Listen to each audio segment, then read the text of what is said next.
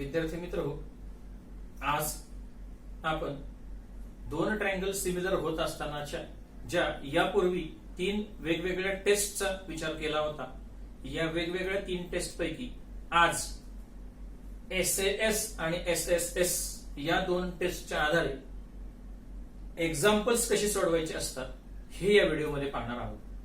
चला तर मग पाहूया SAS आणि SSS या दोन टेस्टच्या आधारे एक्झाम्पल कशी सोडवायची.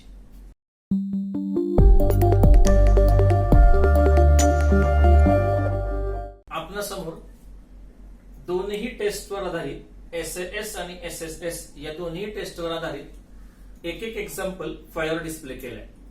परंतु या दोन्ही एक्झाम्पल्स मध्ये आपल्या लक्षात येईल याच्या पूर्वीच्या व्हिडिओमध्ये ज्या पद्धतीने आपण AA टेस्टवर आधारित दोन मुख्य प्रकार एक्झाम्पल्सचे पाहिले, तेच दोन मुख्य प्रकार आपण याही टेस्ट मध्ये पाहणार आहोत आणि सुरुवात करणार आहोत त्यातल्या कमीत कमी विचारल्या जाणाऱ्या प्रकारानुसार. त्याचं एखादंच एक्झाम्पल विचारलं जातं. या दोन्ही टेस्टवर आधारित मी एक एक एक्झाम्पल आपल्या समोर मांडलेलं आहे. याच्यामध्ये SAS नावाच्या टेस्टवर आधारित एक एक्झाम्पल आहे, SSS नावाच्या टेस्टवर आधारित एक एक्झाम्पल तुमच्या समोर मांडलेलं आहे. वाचा, पहा विद्यार्थी मित्र, आणि पूर्वीच्या व्हिडिओ प्रमाणे सोडवलेल्या एक्झाम्पल्स आताही तसंच सोडवता येते का हे पाहूया. चला तर मग पहिले एक्झाम्पल. याच्यामध्ये ट्रायंगल ABC आणि ट्रायंगल PQR हे दोन्ही ट्रायंगल अगोदरच आपल्याला देऊ केलेले की जे काय आहेत सिमिलर आहे, आणि सिमिलर देऊ केलेले असताना मग आपल्याला एका ट्रायंगलच्या बाबतीमध्ये काही माहिती आपल्याला पुरवलेली असते, दुसऱ्या ट्रायंगल मधली थोडी माहिती पुरवलेली असते, आणि शिल्लक राहिलेल्या बाबी आहेत ते आपल्याला विचारलेले असतात. पहा तर मग हे SAS पद्धतीनेही सुटेल आणि डेफिनेशननेही सुटेल. डेफिनेशन सुद्धा विद्यार्थी मित्र या दोन्ही एक्झाम्पल मध्ये काय सांगते, जेव्हा दोन अँगल्स आहेत, दोन ट्रायंगल्स आहेत हे सिमिलर होतात तेव्हा त्यांचे करस्पॉन्डिंग अँगल्स हे कॉंग्रुएंट होतात आणि करस्पॉन्डिंग साइडचे रेशो हे सेम येतात. चला याचाच वापर करू आणि सोडवायला घेऊया. आपल्याला दिलंय काय विद्यार्थी मित्र हो, triangle ABC is similar to triangle PQR असं लिहिल्याच्या नंतर या सर्व बाबी ज्या एक्झाम्पल मध्ये दिलेल्या आहेत की ज्या गिव्हन आहेत, या सर्व बाबींचा उल्लेख विद्यार्थी मित्र आपल्याला इथं करावा लागेल, आणि हा लिहिल्यानंतर खरोखर आपला एक्झाम्पल चालू होईल. चला विद्यार्थी मित्र, खरोखर ह्या गिव्हन बाबी आपण लिहिलेल्या आहेत असं गृहीत धरू. वेळ कमी असल्यामुळे ह्या बाबी मी लिहित नाही, आपण मात्र ह्या लिहिणं फार गरजेचं आहे. चला पुढची स्टेप लिहूया, पुढच्या स्टेपकडे वळूया. ज्या अर्थी हे दोन ट्रायंगल सिमिलर दिसत आहेत आणि याच्यामध्ये पाहिल्यावर असं लक्षात येते की एका ट्रायंगलच्या दोनच साइड्स आहेत यांची माहिती पुरवलेली आहे, दोन साइड्स बद्दलच उल्लेख आहे. याचा अर्थ आपण त्याच दोन साइड्सचा विचार करू आणि ह्या दोन साइड्स कोणत्या असतात आणि करस्पॉन्डिंग साइडचे रेशो कॉंग्रुएंट असतात, सेम असतात हे आपल्याला माहिती आहे. चला या करस्पॉन्डिंग साइड्स लिहू. पहिल्या ट्रायंगल मधली पहिली साइड आणि दुसऱ्या ट्रायंगल मधली करस्पॉन्डिंग पहिली साइड यांचा रेशो, तसाच सेकंड साइड आहे याचा रेशो, आणि थर्ड साइड आहे यांचा रेशो. हा सगळ्या विद्यार्थ्यांना माहिती, हा सेम आल्याशिवाय राहत नाही, हे सगळ्यांना डेफिनेशन नुसार सुद्धा माहिती आहे. चला हे लिहून झालं विद्यार्थी मित्र. याच्यापैकी आपल्याला कोणकोणत्या बाबी दिलेल्या आहेत याच्यावर आपण टिक मार्क करू. याच्यामध्ये AB6 हे दिलेलं आहे, इथं लिहून ठेवतो मी, जरा टिक मार्क करू. BC ही बाब दिलेली याची टिक मार्क करू. PQ इज इक्वल टू 4 हेही दिलंय, याची टिक मार्क करू. आणि हा QR जो दिलाय, हा QR किती असं क्वेश्चन विचारलं. याचाच अर्थ आपल्याला याच्या पुढची बाब आहे ती इथं नकोय, याचा विचार नाही केला तरी विद्यार्थी मित्र चालेल. करस्पॉन्डिंग दोन साइड्स आहेत त्यांचा रेशो आहे हा सेम असतो. याच्यामध्ये आपण किमती भरूया आणि आपलं उत्तर येते का बघू. हे 6 आहे, PQ इज इक्वल टू 4 आहे, BC इज इक्वल टू 9 आहे. QR माहित नाही, त्याला असंच ठेवा विद्यार्थी मित्र. क्रॉस मल्टिप्लिकेशन करा. 6 multiply by QR is equal to 4 multiply by 9. हे 6 मल्टिप्लिकेशन मधले तिकडे जाऊ द्या. हे काय होईल, QR is equal to 4 multiply by 9 आणि आपण 6 येईल. आता हे भाग जातोय का चेक करा विद्यार्थी मित्र. इथे भाग जाईल, 3 चा पण भाग जाईल. 3 2 जा 6, 3 3 जा 9. पुन्हा या 2 चा पण जाईल, 2 1 जा 2 आणि 2 2 जा 4. शिल्लक राहिले 2 मल्टिप्लाय बाय 3, आणि याचा अर्थ QR इज इक्वल टू 6 ही किंमत आपल्याला मिळाली. सेंटीमीटर असेल तर सेंटीमीटर, नसेल तर युनिट्स हे लिहायला हरकत नाही. त्याच्यानंतरची बाब आहे ती आपल्याला अँगल साठीची आहे. सगळ्यांना माहिती आहे जेव्हा दोन ट्रायंगल्स हे सिमिलर होतात तेव्हा त्यांचे करस्पॉन्डिंग अँगल्स हे कॉंग्रुएंट असतात. मग आपल्याला B आणि Q हा मध्यभागी असणारा करस्पॉन्डिंग अँगलची पेर आहे, ही कॉंग्रुएंट हवी आहे. याचाच विचार फक्त केलेला आहे की तो आपण इथे लिहूया. Angle B is congruent to angle Q. याला लिहिताना हे करस्पॉन्डिंग अँगल्स आहेत ऑफ सिमिलर ट्रायंगल असं उल्लेख करणं गरजेचं विद्यार्थी मित्र तुम्ही हे पूर्ण अक्षरात पूर्ण वाक्यामध्ये लिहिणं तुम्ही गरजेचं. ज्या अर्थी ते दोन डायग्राम्स आहेत, हे दोन अँगल्स आहेत, हे कॉंग्रुएंट झाले, याचा अर्थ दोघांचे मेजरमेंट्स आता सेम होतील आणि तुम्ही मेजरमेंट्स इज इक्वल टू मध्ये लिहायचे आहेत. Is equal to sine measurement साठी असतं आणि कॉंग्रुएंट साइन हे डायग्राम साठी असतं. आता हे आपण डायग्राम कन्वर्ट करतोय मेजरमेंट मध्ये, मग is equal to measurement of Q हे दोन्ही सेम आलं. दोघांपैकी एकाचं मेजरमेंट 70 हे दिलेलं आहे, दोन्ही सेम माहिती. आता याचा अर्थ आपण असं लिहायला हरकत नाही. आणि अशा पद्धतीने आपण काय केलं विद्यार्थी मित्र, याच्यामध्ये सुद्धा मग आपण मेजर ऑफ अँगल क्यू याची 70 डिग्री ही व्हॅल्यू शोधून काढली, या दोन्ही व्हॅल्यू शोधून काढल्या आणि अशा अर्थाने हे गणित आपण सॉल्व्ह केलं. सेम मेथड मध्ये विद्यार्थी मित्र तुम्हाला इथेही एसएस ज्या पद्धतीने सोडवलं त्याच पद्धतीने तुम्हाला इथं एसएसएस नावाचं एक्झाम्पल आहे किंवा नावाची टेस्ट आहे त्याच्यावर आधारित किंवा डेफिनेशनवर आधारित तुम्हाला हेही एक्झाम्पल सोडवता येईल. हे एक्झाम्पल सोडवण्याचा प्रयत्न करा. अशाच पद्धतीने विद्यार्थी मित्र तुम्हाला करस्पॉन्डिंग साइड्स आहेत एबी आणि पी क्यू किंवा बीसी आणि क्यू आर, याच पद्धतीने विद्यार्थी मित्र एसी आणि पी आर असे करस्पॉन्डिंग साइडचे 3 रेशो मिळतील, हे कॉन्स्टंट असतील. सेम अशीच पद्धत तुम्हाला इथे वापरावी लागेल. तुम्हाला कोणकोणते बाबी दिले त्याच्यावर टिक मार्क करा विद्यार्थी मित्र. याच्यामध्ये एबी हे तुम्हाला माहिती आहे, बीसी हे माहिती आहे, एसी हे माहिती आहे, पीक्यू हे माहिती आहे आणि क्यू आर हे बाब काढायची आहे, पी आर ही बाब सुद्धा काढायची. मग अशा वेळेला काय करा, पहिल्यांदा हे 2 रेशो समोरासमोर मांडा, क्रॉस मल्टिप्लिकेशन करा. हे क्रॉस मल्टिप्लिकेशन केल्यावर तुम्हाला बाकीच्या व्हॅल्यूज भरल्यावर क्यू आर ची व्हॅल्यू सहजपणे मिळून जाईल आणि मग तुम्हाला हे एक्झाम्पल अर्ध सुटेल. राहिला तो बाब म्हणजे पहिला आणि शेवटचा रेशो एकत्र करा आणि इथेही क्रॉस मल्टिप्लिकेशन करा. यानं तुम्हाला काय होईल तर दुसरी व्हॅल्यू मिळेल की जी क्रॉस मल्टिप्लिकेशन पी आर ची असेल आणि अशा पद्धतीने तुम्ही या दोन्ही व्हॅल्यूज सहजपणाने काढू शकाल. बाय डेफिनेशन सुद्धा सोडवाल, बाय एसएसएस टेस्ट त्याचा कॉन्व्हर्स आहे त्याच्या सहाय्याने सुद्धा हे गणित सोडवाल. अशा पद्धतीने ह्या दोन्ही एक्झाम्पलवर आधारित जर यांना कदाचित दोन्ही ट्रायंगल अगोदरच देऊ केले हे सिमिलर आहेत तर त्याच्यावर विचारल्या जाणाऱ्या बाबी कोणत्या आणि त्या कशा सोडवायच्या याचे नमुने तुमच्या समोर मी मांडण्याचा प्रयत्न केला. हे येणारा क्वचित येणारा प्रकार आहे. हा ट्रायंगलची सिमिलरिटी अगोदर दिलेली असतानाच येणारा प्रकार आहे. आता याच्या नंतरचा प्रकार पाहू. इथं पहिल्या ट्रायंगल मधली छोटी साइड आणि दुसऱ्या ट्रायंगल मधली छोटी साइड्स यांचा करस्पॉन्डिंग रेशो काढायचा. छोट्या छोट्या साइड्सचा करस्पॉन्डिंग रेशो, मोठ्या मोठ्या साइड्सचा करस्पॉन्डिंग रेशो अशा क्रमाने काढणं गरजेचं आहे. यदा कदाचित तुम्ही छोट्या साइडचा मोठ्या साइडशी आणि मोठ्या साइडचा छोट्या साइडशी असे रेशो काढायचा प्रयत्न केला तर निश्चितपणाने तुम्हाला हे रेशो वेगळे आल्याशिवाय राहणार नाही आणि तुम्हाला मग असं म्हणावं लागेल यदा कदाचित की 2 ट्रायंगल सिमिलर नाहीत. परंतु ही आपली चूक असते विद्यार्थी मित्र. आपण कसा विचार करतो याच्यावर ह्या गोष्टी अवलंबून आहेत. आपण जर वेगळेच 1 to 1 करस्पॉन्डन्सने विचार केला तर तुम्हालाही माहिती आहे विद्यार्थी मित्र दिलेले 2 ट्रायंगल हे 6 पैकी कुठल्या तरी एका 1 करस्पॉन्डन्सनी जर सिमिलर होणार असतील आणि आपण जर वेगळ्या 1 to 1 करस्पॉन्डन्सचा विचार केला तर 100% ते वेगळ्या राहिलेल्या 5ही 1 to 1 करस्पॉन्डन्सनी सिमिलर होणार नाहीत.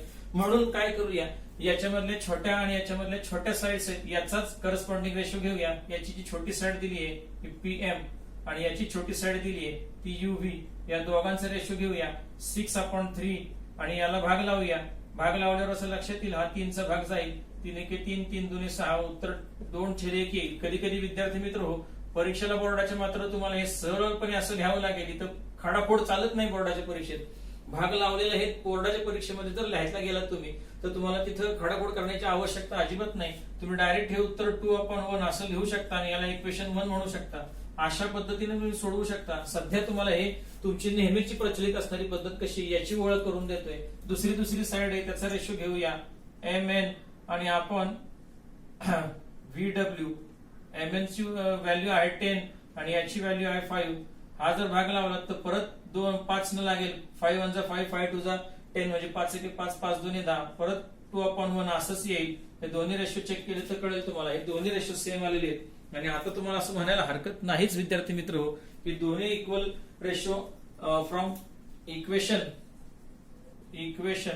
1 and 2 वी गेट काय मिळालं आपल्याला तर हा PM आणि आपण UV, हा रेशो MN आणि आपण VW याच्यासारखा मिळाला. म्हणजे करस्पॉन्डिंग 2 साइड्सच्या ज्या पेअर आहेत त्यांचे रेशो आपण आता सेम दाखवू शकलो. एवढ्याच 2 बाबींवरून आपल्याला लगेच 2 ट्रायंगल सिमिलर दाखवता येणं शक्य नाही.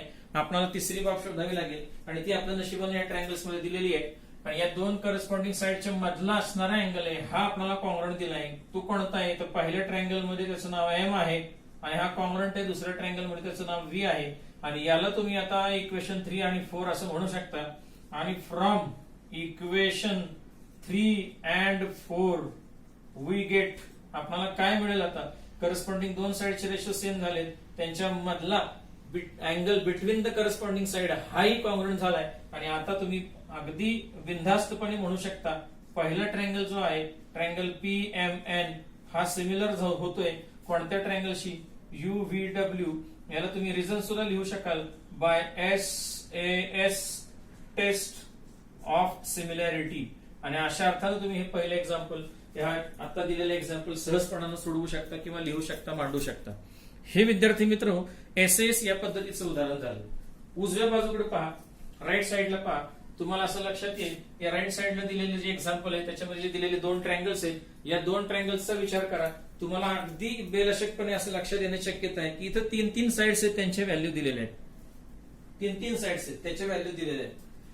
चला बघा तर या 3 साइडच्या व्हॅल्यू आहेत याच्यामध्ये तुम्हाला परत इन्क्रीजिंग ऑर्डर मध्ये लावता येते का पहा. याच्या इन्क्रीजिंग ऑर्डर लावायला गेला तर 6 is 8 आणि 10 असे इन्क्रीजिंग ऑर्डर येईल. इथं तुम्हाला इन्क्रीजिंग ऑर्डर लावायला गेला तर 3, 4 आणि 5 अशी इन्क्रीजिंग ऑर्डर येईल. आता लक्षात आलं असेल तुम्हाला रेशो काढताना छोटे छोटे साइड्सचे काढा मध्ये असणारे मध्ये साइडचे काढा आणि इथं मोठ्या ग्रेटर देन असणारे साइड्स आहेत मोठ्या साइड्स आहेत त्याचा रेशो करस्पॉन्डिंग म्हणून घ्या. करस्पॉन्डन्स चुकला तर रेशोची प्रत्येक रेशोची तिन्ही रेशोची येणारी किंमत चुकणारच आहे आणि तुम्ही वेगळे 1-to-1 करस्पॉन्डन्स कडे जाणार आहे. वेगळे 1-to-1 करस्पॉन्डन्स कडे जाण्यापेक्षा आपण योग्य दिशा निवडू योग्य पर्याय निवडू. ज्या विद्यार्थ्यांना असा इन्क्रीजिंग ऑर्डर मधल्या दोन्ही साइड्स कळाल्या त्यांना हे रेशो घेता आले. चला तर मग पहिला रेशो घ्या. तुमच्याही लक्षात येईल या पहिल्या साइडचा रेशो घेतला तर हा 6/3 येईल. दुसऱ्या साइडचा रेशो घेतला तर 8/4 येईल. तिसऱ्या साइडचा रेशो घेतला तर हा 10/5 येईल. प्रत्येक ठिकाणी भाग जाईल विद्यार्थी मित्र. याची किंमत 2/1 येईल याची किंमत 2/1 येईल याची किंमत 2/1 येईल. याला इक्वेशन 1 याला इक्वेशन 2 आणि याला इक्वेशन 3 म्हटलं तर कळेल तुम्हाला विद्यार्थी मित्र.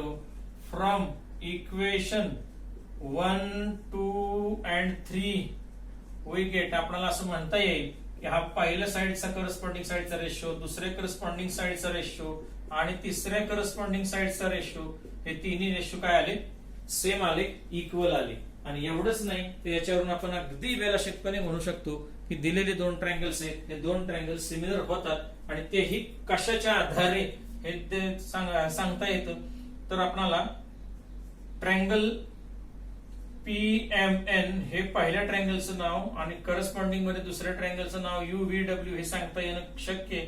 फक्त इथं लिहावं लागेल by SSS test of similarity. आणि अशा पद्धतीने आपल्याला हे दोन्ही ट्रायंगल्स सिमिलर दाखवता येतील. अशा पद्धतीने आपल्याला काय करता येणं शक्य आहे विद्यार्थी मित्र. लेफ्ट साइडला SAS चा आधार घेतला राईट साइडला SSS या टेस्टचा आधार घेतला दिलेले दोन्ही ट्रायंगल्स हे तुम्हाला सिमिलर दाखवता येणं शक्य झालं. अशाच पद्धतीनं तुम्हाला वेगवेगळे एक्झाम्पल्स इथून पुढे विचारात घ्यायचे आहेत की ज्या एक्झाम्पल्स मध्ये आपल्याला या सगळ्या गोष्टी प्रूव्ह करून दाखवायच्या. आता इथून पुढे विद्यार्थी मित्र गणित याच्यापेक्षा वेगळी होतील उदाहरणं याच्यापेक्षा वेगळी होतील. इथं घेताना मी मुद्दाम उदाहरणं सोपी घेतली होती. याच्या पुढे तुम्हाला काय होईल फार तर या उदाहरणांमध्ये काय चेंज होऊ शकतो तर हे दोन ट्रायंगल एकमेकांमध्ये मिक्स केलेले जाऊ शकतात. हे दोन्ही ट्रायंगल एकमेकांमध्ये मिक्स होऊ शकतात. शिवाय ही जी मेजरमेंट्स आहेत ही मेजरमेंट्स दिली जात असतानाही फ्रॅक्शन मध्ये जाऊ शकतात डेसिमल मध्ये जाऊ शकतात. डेसिमल मध्ये जरी ही उदाहरणं गेली की हे साइडचे जे मेजरमेंट्स आहेत ते डेसिमल मध्ये जरी गेल्यात तरी विद्यार्थी मित्र डेसिमलचा रेशो काढताना घाबरू नका. डेसिमलचा रेशो याही पूर्वीच्या व्हिडिओज मध्ये आपण कसं सोडवायचं हेही पाहिलेलं आहे. याही गोष्टी आपल्याला सहज शक्य आहे सोडवता येणं शक्य आहे. विचार करा त्याच्याही पेक्षा आणखी तुम्हाला विद्यार्थी मित्र ह्याच ट्रायंगलच्या व्हॅल्यूज आहेत साइड्सच्या ह्या एक्स मध्ये गेलेल्या पाहायला मिळतील. एक्स मध्ये जरी गेल्यात तरी घाबरू नका. तुम्हाला हे सगळे उदाहरणं वेगवेगळ्या पद्धतीने सोडवायचे. चला तर मग आता याच्यापेक्षा वेगळी आणखीन काही उदाहरणं आहेत का याचा विचार करू. या पुढील उदाहरणांमध्ये थोड्याशा वेगळ्या बाबी विद्यार्थी मित्र आपल्या समोर आहे. चला तर चर्चेला घेऊया पुढची उदाहरणं. याच्यामध्ये पहिलं 5व्या क्रमांकाचं उदाहरण आहे विद्यार्थी मित्र. समोर डायग्राम तर तुम्हाला दिलेली आहेच आहे. या डायग्राम मध्ये तुम्हाला वेगवेगळे दोन ट्रायंगल्स देऊ केलेले. या दोन ट्रायंगल्स मध्ये फक्त दिली जाणारी बाब इथं समोर मांडलेली आहे की इथं दोन साइड्सचे रेशो जे आहे त्यांची व्हॅल्यू सेम दिलेली आहे. आता ह्या दिलेल्या दोन साइड्स आहेत, या दोन साइड्स यांच्या आता करस्पॉन्डिंग आहेत का नाही आपण शोधूच. पाहिल्यावर आपल्याला लक्षात येईल हे करस्पॉन्डिंग साइड जर असतील आणि त्यांचे जर रेशो हे सेम दिलेले असतील तर आपल्याला लक्षात येईल की ही एक करस्पॉन्डिंग साइड आणि दुसरी करस्पॉन्डिंग साइड यांचे जर रेशो असतील आणि हे सेम असतील तर याला एस आणि एस असं म्हणायला हरकत नाही. आणि आपल्याला प्रश्न विचारलाय की दोन ट्रायंगल्स हे सिमिलर होतील का. आता विद्यार्थी मित्र तुम्हाला दोन ट्रायंगल सिमिलर होण्यासाठीचे फक्त 3 टेस्ट माहिती आहेत. त्याच्यापैकी पहिली टेस्ट आहे जी ए नावानं ओळखली जाते, दुसरी टेस्ट आहे जी एस नावानं ओळखली जाते आणि तिसरी आहे ती एस नावानं ओळखली जाते.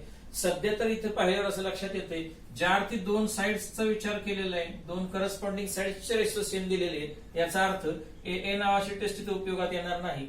इथं दोन्ही राहिलेले या टेस्ट या प्रकारांमध्ये एस आणि एस दोन्ही वेळेला आलेले आहेतच. आता फक्त प्रश्न शिल्लक राहतो की कोणती टेस्ट वापरायची, एस वापरायची का एस वापरायची.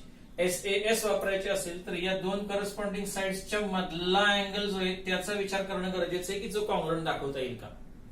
आणि जर ही टेस्ट वापरायची असेल तर तुम्हाला या तिसऱ्याही साइडचा विचार करावा लागेल आणि तिसऱ्या साइड मध्ये किंवा तिसरी साइड आहे हिच्याबद्दल काही माहिती दिली आहे की नाही, काही माहिती अद्ययावत ठेवलेली आहे का डायग्राम मध्ये दिलेली आणि आपल्याला शोधायची. आणि अशा पद्धतीने आपण ती शोधून काढून सुद्धा हे सगळं प्रूव्ह करू शकतो का याचा विचार करायचा आहे. चला तर पाहूया आपल्याला एस टेस्ट उपयोगाला येते का एस ही टेस्ट उपयोगाला येते की ज्याच्या साह्याने आपण दिलेले दोन ट्रायंगल्स हे सिमिलर होतील. कारण विद्यार्थी मित्र विचार समजतंय का, सुचतंय का बघा काही. अरे वा, कळालं वाटतं, समजलं. काय समजलं की ह्या दोन डायग्राम्स पाहिलं की आपण काय करून घेऊ प्राथमिक स्वरूपात जे दिलेलं आहे याच्या स्वरूपात किंवा ह्या बाबी त्यांच्या खुणा डायग्राम मध्ये करून घेऊ. म्हणजे काय, एपी आणि सीपी हे करस्पॉन्डिंग साइड्स आहेत. ही एपी नावाची साइड आणि ही सीपी नावाची साइड हे करस्पॉन्डिंग आहे, त्याच्यावर आपण मार्किंग करून घेऊ. बीपी आणि डीपी नावाची साइड आहे, ही बीपी आणि डीपी नावाची साइड याच्यावर मार्किंग करून घेऊ. आता लक्षात आलं असेल की कोणकोणत्या दोन करस्पॉन्डिंग साइडच्या मधला रेशो आहे हा कॉन्स्टंट किंवा सेम दिलेला आहे. आणि पाहता क्षणी विद्यार्थ्यांच्या लक्षात आलं की या दिलेल्या दोन साइड्स आहेत त्यांच्या मधला हा होणारा जो अँगल आहे याच्याकडे पहा, लगेच कळालं तुम्हाला विद्यार्थी मित्र हे दोन्ही व्हर्टिकली अपोजिट आहेत. अगदी बरोबर विद्यार्थी मित्र दोन्ही करस्पॉन्डिंग साइडच्या मधला अँगल याचाच अर्थ आपल्याला टेस्ट वापरायची ती एस हीच वापरायची आहे, एस वापरायची गरज नाही. मग तुम्ही हे उदाहरण सोडवताना काय करू शकाल, इन ट्रायंगल दोन्ही ट्रायंगलची नावं लिहा. ह्या दोन्ही ट्रायंगलचा क्रम चुकवू नका 1 to 1 करस्पॉन्डन्सचा. जे दिलेलं आहे म्हणजे ह्या दोन करस्पॉन्डिंग साइडचा रेशो सेम असतो हे दिलेलं आहे तुम्हाला, हे लिहून टाका. हे गिवन आहे विद्यार्थी मित्र, हे गिवन आहे, याचा विचार करा. आणि याच्यानंतर तुम्हाला जो अँगल लिहायचा आहे की याच्यामध्ये अँगल नाव आहे पी, तुम्ही पूर्ण 3 अक्षरी नाव लिहू शकता. तुम्ही हे 3 अक्षरी नाव लिहिताना करस्पॉन्डन्सचा विचार करणं गरजेचं आहे. पहिल्या ट्रायंगल मध्ये अँगल ए पी बी असं त्याचं नाव आहे आणि इज कॉंग्रुएंट टू अँगल याच्यामध्ये लिहिताना करस्पॉन्डन्स चेक करा विद्यार्थी मित्र. तुमच्या लक्षात येईल एपी आणि सीपी असं दिलेलं आहे. AP he side corresponding with CP असं दिलेलं आहे. याचा अर्थ ए व्हर्टेक्स हा सी शी करस्पॉन्डन्स मध्ये आहे, त्याच्यामुळे ए हा सी शी करस्पॉन्डन्स, पी हा कॉमन अँगल आहे आणि बी ऐवजी हे डी नाव आलं. आणि अशा अर्थानं तुम्हाला हे दोन्ही हे काय लिहिता येईल, हे व्हर्टिकली ऑपोजिट अँगल्स असं लिहिता येईल. आणि मग तुम्हाला याला इक्वेशन 1 म्हणता येईल, याला इक्वेशन 2 म्हणता येईल. आणि मग by equation 1 and 2 we get आपल्याला काय सांगता येईल तर हे दिलेले दोन ट्रायंगल्स त्याच्यामध्ये पहिला ट्रायंगल आहे A B P is similar to triangle C D P. याला मात्र रिझन लिहिता येईल by S test of similarity. आणि अशा पद्धतीने आपण हे एक्झाम्पल सोडवू शकू. हे थोडक्यात लिहिण्याचा प्रयत्न विद्यार्थी मित्र होईल, कच्चंच काम आहे. तुम्हाला हे व्यवस्थितरित्या नीटनेटकं लिहायचंय आणि त्याचा प्रयत्न तुम्हाला करायचा आहे. वेळेअभावी आपण हे सगळ्या गोष्टी उरकत घेतोय. त्याच्यानंतरचं एक्झाम्पल विद्यार्थी मित्र तुमच्या पाठ्यपुस्तकामधीलच आहे. नेहमी अशाच टाईपचं एक उदाहरण परीक्षेमध्ये नेहमी पाहायला मिळतं. पुस्तकांमध्ये अभ्यासक्रम बदलत जरी केले तरी अशा टाईपचं एक उदाहरण पाहायला मिळतं.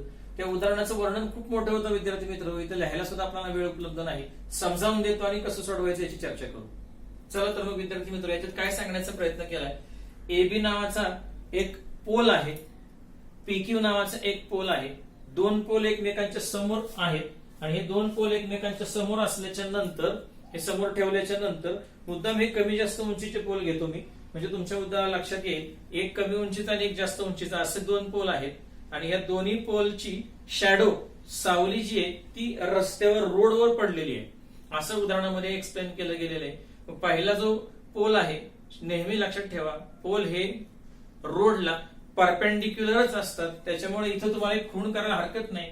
हा जर रोड असेल बीसी नावाचा आणि एबी नावाचा पोल असेल तर इथं हे रोड परपेंडिक्युलर असतात, पोल हा रोडला परपेंडिक्युलर असतो, दुसरा पोल ही रस्त्याला परपेंडिक्युलर असतो.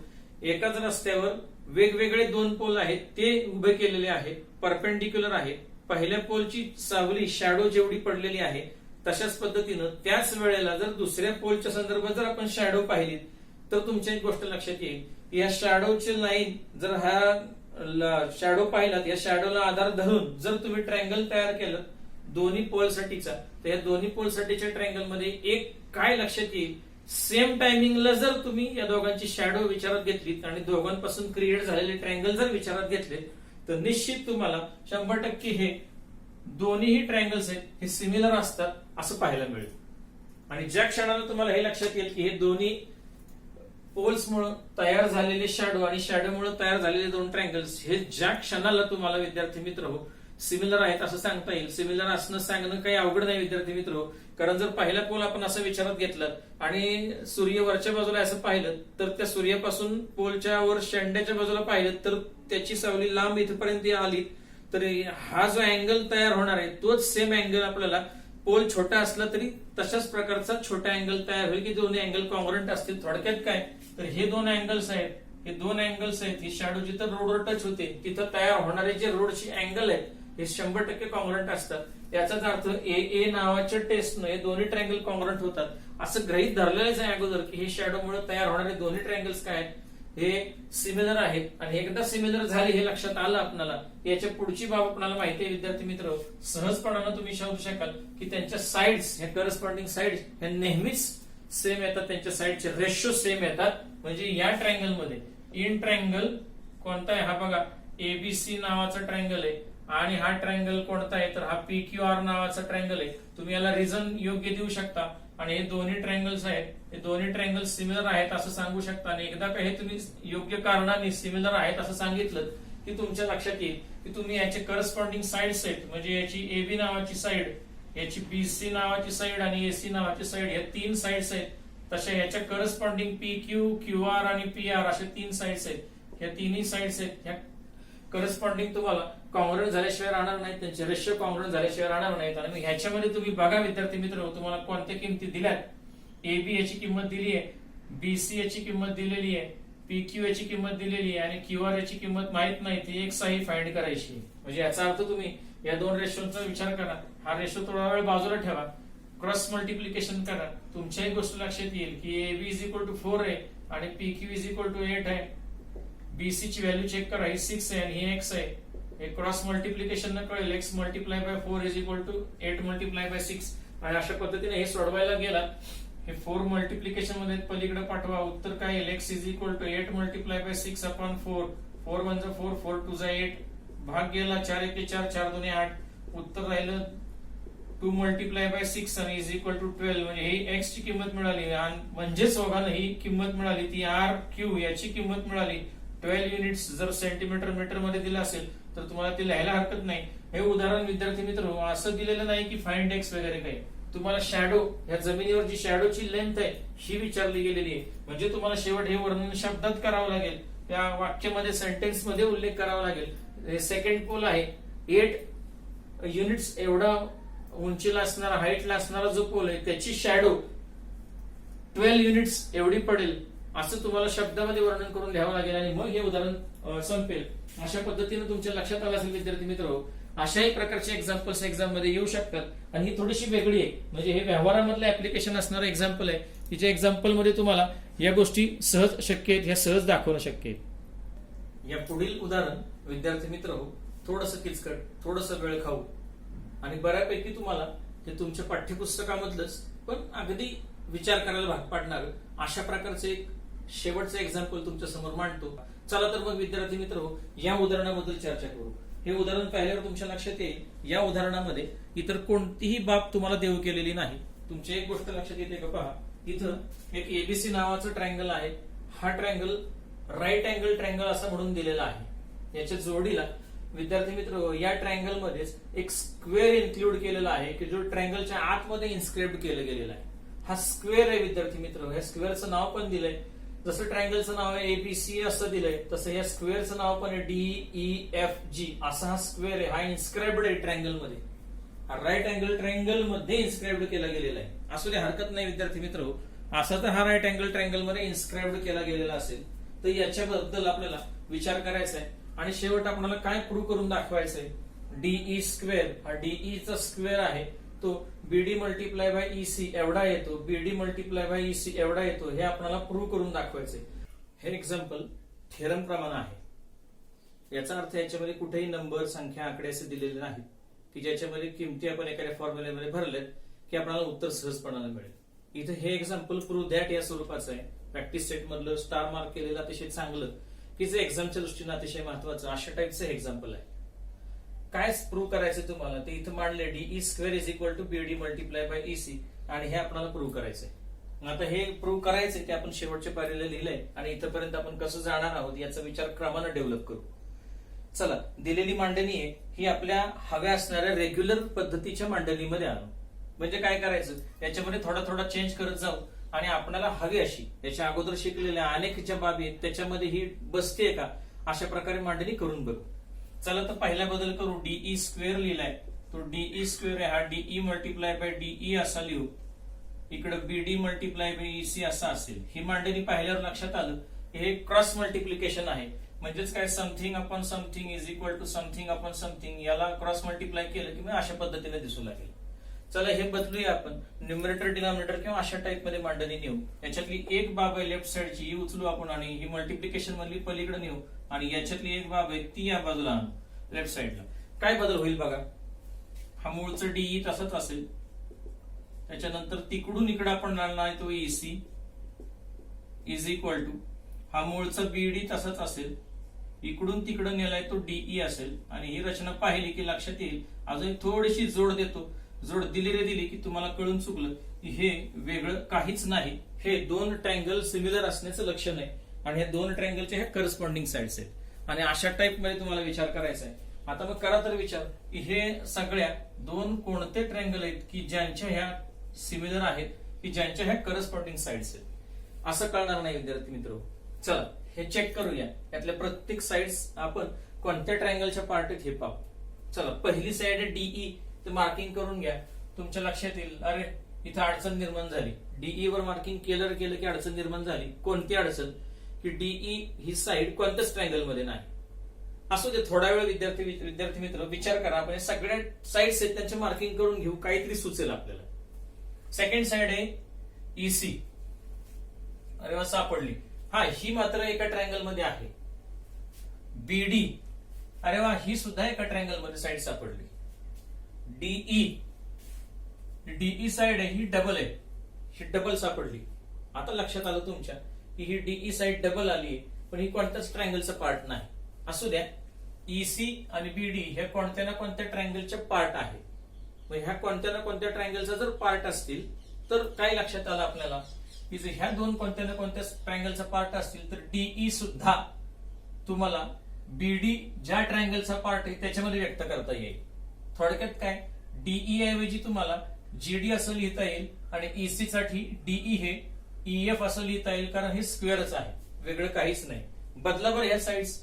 DE BD इथं लक्षात आलं असेल तुम्हाला की ह्या वरच्या न्यूमरेटर मध्ये लिहिले गेलेल्या तीन साइड्स आहेत ह्या एका ट्रायंगलच्या आहेत आणि डिनॉमिनेटर मध्ये लिहिले गेलेल्या एका ट्रायंगलच्या आहेत. मग करा बरं विचार. BD नावाची साइड इथे न्यूमरेटर मध्ये आहे, DE चेंज करायची आहे. BD ही ज्या ट्रायंगल मध्ये असेल त्या ट्रायंगल मध्ये DE ही GD एवढी आहे. मग ही बदलूया आपण DE साइड आणि तिच्याऐवजी GD साइड लिहूया.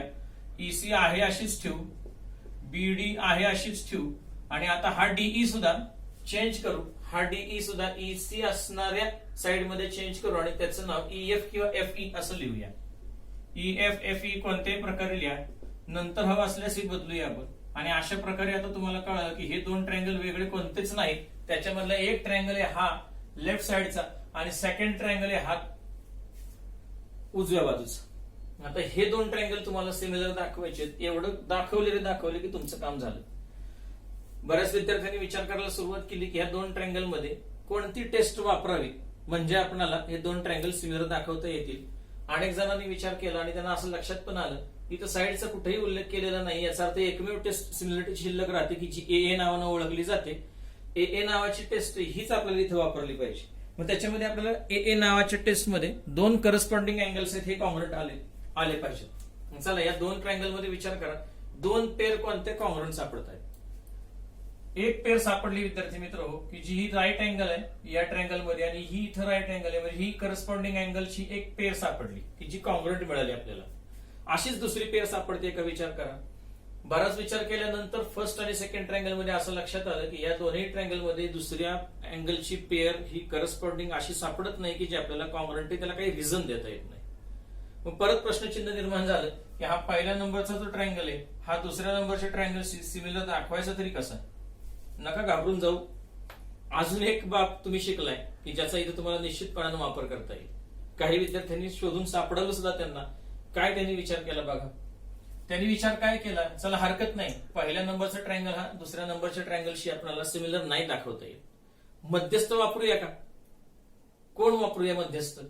तर हा पहिल्या नंबरचा ट्रायंगल जो आहे तो आपल्याला वर टॉप मध्ये असणाऱ्या ट्रायंगल AGF याच्या बरोबर सिमिलर दाखवता येईल का. थोडा वेळ याला नंबर द्या, याला तिसरा क्रमांक द्या आणि पहिला ट्रायंगल हा आपल्याला तिसऱ्या ट्रायंगलशी सिमिलर दाखवता येईल का याचा विचार करा. विचार केला की लक्षात येईल की याच्यामध्ये पहिल्या ट्रायंगल आणि तिसऱ्या ट्रायंगल मध्ये एक राईट अँगल ट्रायंगल आहे. एक राईट अँगल ट्रायंगल म्हणजे एक पेअर कॉंग्रुएंट सापडली. दुसरी सापडते का, तीही सापडली. तुम्ही बारकाईने विचार केला तर लक्षात येईल हा बी नावाचा अँगल आणि इथं जी नावाचा अँगल, हे दोन्ही अँगल कडे विचार करा. आपल्याला असं लक्षात येईल की ह्या स्क्वेअरच्या दोन साइड्स आहेत या अपोजिट आहेत आणि या पॅरलल असतात आणि याला जर ही ट्रान्सव्हर्सल इंटरसेक्ट करत असेल तर हा गोल मार्किंग केलेले जे दोन अँगल आहेत हे दोन अँगल करस्पॉन्डिंग होतात. आणि जर हे करस्पॉन्डिंग झाले तर करस्पॉन्डिंग अँगल टेस्टनं हे दोन्ही अँगल हे कॉंग्रुएंट होतात. म्हणजे दुसरी पेअर पण तुम्हाला कॉंग्रुएंट सापडली. म्हणजेच फर्स्ट आणि थर्ड हा जो दोन वेगवेगळे ट्रायंगल आपण आता विचारात घेतले हे दोन तुम्हाला सहजपणे काय दाखवता येतील, सिमिलर दाखवता येतील. याच पद्धतीनं सिमिलर विचार केला तर लक्षात येईल तुम्हाला की हा तिसरा ट्रायंगल दुसऱ्या ट्रायंगलशी म्हणजे हा तिसऱ्या क्रमांकाचा ट्रायंगल हा दुसऱ्या क्रमांकाच्या ट्रायंगलशी सिमिलर दाखवता येईल का. इथेही दोन पेअर सापडतील, यातला एक 90 डिग्रीचा करस्पॉन्डिंग एक सापडलेला आहेच दोघांमध्ये 90 डिग्रीचा. दुसरा अशाच पद्धतीने विचार करा, हीच साइड या बाजूला वाढवली या बाजूला वाढवली तर या स्क्वेअरच्या दोन साइड पॅरलल, पुन्हा ही ट्रान्सव्हर्सल, पुन्हा ही पेअर सापडेल तुम्हाला ती करस्पॉन्डिंग अँगलची आणि कॉंग्रुएंट. याचा अर्थ तुम्हाला तिसऱ्या क्रमांकाचा ट्रायंगल हा दुसऱ्या क्रमांकाच्या ट्रायंगलशी सिमिलर दाखवता येईल. थोडक्यात काय याचा कुठेतरी मागे आपण विचार केलाय, फर्स्ट हा ट्रायंगल तिसऱ्या ट्रायंगलशी, तिसरा ट्रायंगल सेकंड ट्रायंगलशी असं असेल त्याला ट्रान्झिस्टिव्हिटी म्हणतात. आणि ट्रान्झिस्टिव्हिटी याचा वापर केला तर असं सांगता येईल की याच्यावरून तुम्हाला first triangle is similar to second triangle. आणि तुम्हाला नेमकं हेच हवंय. फर्स्ट ट्रायंगल म्हणजे कोणता तर ट्रायंगल BDG हा, आणि सेकंड ट्रायंगल कोणता तर तुम्हाला माहिती आहे ट्रायंगल CEF. हे दोन ट्रायंगल तुम्हाला सहजपणानं काय दाखवता येतील, सिमिलर दाखवता येतील. आणि हे दाखवले की तेच तुम्हाला हवंय. हे दोन ट्रायंगल सिमिलर दाखवले की त्यांच्या ह्या करस्पॉन्डिंग साइड्स आहेत की ज्या तुम्हाला त्यांचे रेशो सेम दाखवता येतील आणि पुढची अशी मांडणी करून हे सगळं प्रूव्ह करता येईल. फक्त हे नेमकेपणानं कसं लिहायचं हे उदाहरण मी तुम्हाला अचूकपणे इथं लिहून दाखवतो. एकदा हे तुम्हाला डिस्प्ले केल्यानंतर अचूकपणे लिहिलं गेलेलं हे पहा आणि अशा पद्धतीने याचा स्क्रीनशॉट काढा आणि हे लिहून ठेवा. आणि याचा सराव नावं बदलून तुम्हाला करायला हरकत नाही विद्यार्थी मित्र. पहा आता हे अचूक पद्धतीने लिहिल्यानंतर हे एक्झाम्पल डिस्प्ले केल्यावर कसं दिसेल. पहा हे उदाहरण तुम्हाला पूर्णपणे अचूक पद्धतीने लिहिल्यानंतर कसं दिसेल हे तुमच्या समोर डिस्प्ले केलंय. आपल्याला DE² = BD × BC हे प्रूव्ह करायचं होतं. DE ची फोड केली होती आणि हे आपण चेंज केलं होतं आणि हा रेशो सिमिलर ट्रायंगल सारखा कसा दिसेल हे पाहिलं होतं. आणि हे ज्या दोन ट्रायंगलचे भाग आहेत ते दोन ट्रायंगल तुमच्या समोर इथं मांडलेले आहेत. हा BDG नावाचा फर्स्ट ट्रायंगल आहे आणि FEC नावाचा हा सेकंड ट्रायंगल आहे की जे दोन ट्रायंगल आपल्याला सिमिलर दाखवायचे होते ते दाखवता येणं शक्य नव्हतं म्हणून आपण ट्रान्झिस्टिव्हिटीचा वापर केला की ज्याच्यामध्ये आपल्याला पहिला ट्रायंगल आपण तिसऱ्याशी आणि तिसरा हा दुसऱ्याशी हा कसा सिमिलर दाखवला ए टेस्टनं त्याचं सगळ्याचं वर्णन तुमच्या समोर केले आणि याच्यानंतर ह्या दोन इक्वेशन्सचा आधार घेऊन ट्रान्झिस्टिव्हिटीच्या द्वारे आपण पहिला आणि दुसरा ट्रायंगल सिमिलर दाखवला आणि अशा अर्थाने हे थिअरम आहे किंवा हे एक्झाम्पल आहे हे प्रूव्ह करून दाखवलं. हे तुमच्या समोर डिस्प्ले केलेलं आहे. माझा असा दावा नाही की हे अगदी अचूक असेल, याच्यामध्ये तुम्ही सुधारणा करू शकता, तुमच्या भाषेमध्ये तुम्ही हे सगळं व्यक्त करू शकता. एकच करा, याचा स्क्रीनशॉट काढा, समजलं असेल तर नावं बदला, पुन्हा लिहिण्याचा प्रयत्न करा. ठीक आहे विद्यार्थी मित्र, अशा प्रकारे आपण सगळ्या एक्झाम्पल्सचा नीट आणि व्यवस्थितपणे अभ्यास केला. असे अनेक प्रकारचे एक्झाम्पल्स तुम्हाला याच्या पुढे सोडवायचे. विचार करण्याची प्रोसेस विद्यार्थी मित्र आपण डेव्हलप करा. उलट्या क्रमानं थोडंसं जावा, कच्चं काम थोडंसं करा, कोणती गोष्ट का करणं गरजेचं आहे या सगळ्याचा विचार बारकाईने करा आणि तो कागदावर उतरवा. तुम्हाला कोणतंही गणित इथून पुढे जॉमेट्रीमध्ये कसलंही थेरम आणि कसलंही उदाहरण तुम्हाला सोडवता आल्याशिवाय राहणार नाही, एवढा मी या निमित्तानं तुम्हाला शब्द देतो. आज विचार तुम्हाला करण्याची प्रोसेस तुमच्या मेंदूमध्ये डेव्हलप केली, याचा थोडासा प्रयत्न जरी केलाय मी असं लक्षात घेतो आणि हे एक्झाम्पल तुमच्या समोर डिस्प्ले केलेलं आहेच. अशा अनेक प्रकारचे एक्झाम्पल्स इथून पुढे तुम्हाला सोडवण्यात तुम्ही यशस्वी व्हाल अशी अपेक्षा व्यक्त करू. आजचा व्हिडिओ आपण इथेच थांबूया. हा व्हिडिओ आवडला असेल तर लाईक करा, शेअर करा आणि सबस्क्राईब करा.